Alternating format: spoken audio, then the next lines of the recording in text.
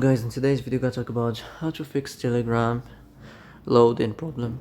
So the answer is easy. Just go to the settings and then scroll down to the apps section, and then go to the search and search Telegram, and then go to the storage, and here you will find this clear cache option. Click on it. Now you can go check it if it worked, and if it didn't, you can try to restart your phone or turn the Wi-Fi off and on, or the Bluetooth or the iPlan mode. Also, you can try to clear data, but be careful. If you clear data, all the Telegram's data will be deleted. This includes all files, the settings, the accounts, the databases, etc. So be careful if you wanna clear your data.